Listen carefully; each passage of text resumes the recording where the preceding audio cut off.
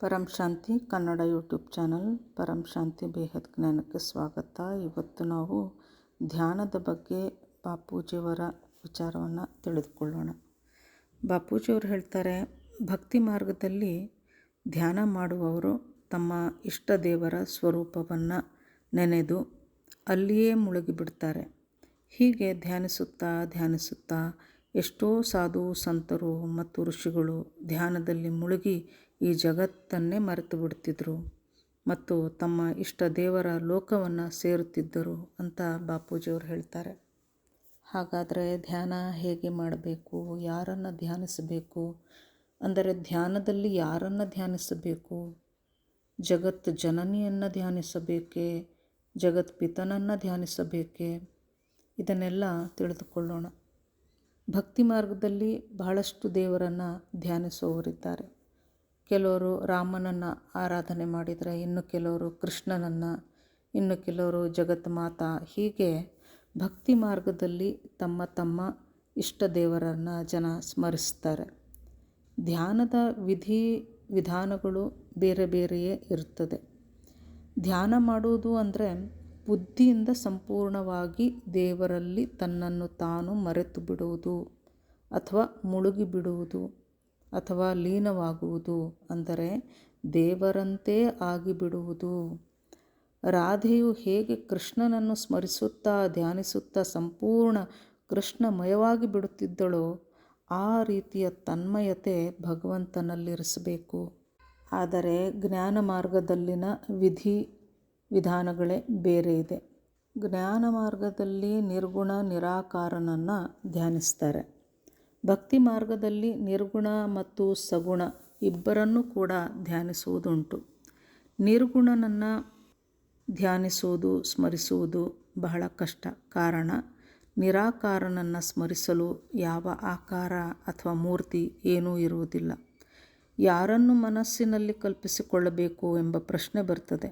ಆದರೆ ಜ್ಞಾನ ಮಾರ್ಗದಲ್ಲಿ ನಿರ್ಗುಣನನ್ನು ಪರಮಾತ್ಮ ಮತ್ತು ತನ್ನನ್ನು ತಾನು ಆತ್ಮ ಎಂದು ತಿಳಿದು, ಅಂದರೆ ಆತ್ಮನ ಸೃಷ್ಟಿಕರ್ತ ಪರಮಾತ್ಮ ನಿರ್ಗುಣ ನಿರಾಕಾರ ಶಿವನನ್ನು ತಂದೆ ಎಂದು ಭಾವಿಸಿ ಧ್ಯಾನಿಸಲಾಗುತ್ತದೆ. ಇಲ್ಲಿ ಆತ್ಮನ ಪಿತ ಪರಮಾತ್ಮ ಎಂದಾಗ ಒಂದು ಮಧುರವಾದಂಥ ಸಂಬಂಧ ಸೃಷ್ಟಿಯಾಯಿತು. ಆಗ ಮನದಲ್ಲಿ ಆ ಪರಮಪಿತನೇ ನನ್ನ ತಂದೆಯಾಗಿದ್ದಾನೆ ಎನ್ನುವ ಒಂದು ಮಧುರ ಭಾವ ಬರುತ್ತದೆ. ಜ್ಞಾನ ಮಾರ್ಗದಲ್ಲಿ ಭಗವಂತ ನಿರ್ಗುಣ. ಇಲ್ಲಿ ನಿರ್ಗುಣನನ್ನು ಧ್ಯಾನಿಸಲಾಗ್ತದೆ. ಅಂದರೆ ಆಕಾರದಲ್ಲಿ ನಿರಾಕಾರನನ್ನು ನೋಡಬೇಕು. ಇದನ್ನು ಚಿತ್ರದಲ್ಲಿ ವಿಚಿತ್ರವನ್ನು ಕಾಣುವುದು ಎಂದು ಬಾಪೂಜಿಯವರು ಹೇಳ್ತಾ ಇರ್ತಾರೆ. ಅಂದರೆ ತಮ್ಮ ಇಷ್ಟ ದೇವರನ್ನು ಕಲ್ಪಿಸಿ ಅವನಲ್ಲಿ ನಿರಾಕಾರ ಪ್ರಕಾಶವನ್ನು ಕಲ್ಪಿಸಿಕೊಳ್ಬೇಕು. ನಿರ್ಗುಣ ಪರಮಾತ್ಮ ಸಂಪೂರ್ಣ ಪ್ರಕಾಶ ಸ್ವರೂಪದಲ್ಲಿದ್ದಾನೆ. ಈ ಪ್ರಕಾಶ ಸ್ವರೂಪನನ್ನು ಬಾಪೂಜಿಯವರು ಪವರ್ ಹೌಸ್ ಎಂದಿದ್ದಾರೆ. ಈ ಪವರ್ ಹೌಸ್ನಲ್ಲಿ ಧ್ಯಾನ ಮಾಡುತ್ತಾ ನಾವು ಮುಳುಗಿ ಹೋದಾಗ ಆತ್ಮನಲ್ಲಿ ಅಗಾಧ ಚೈತನ್ಯ ಶಕ್ತಿ ಬರುತ್ತದೆ.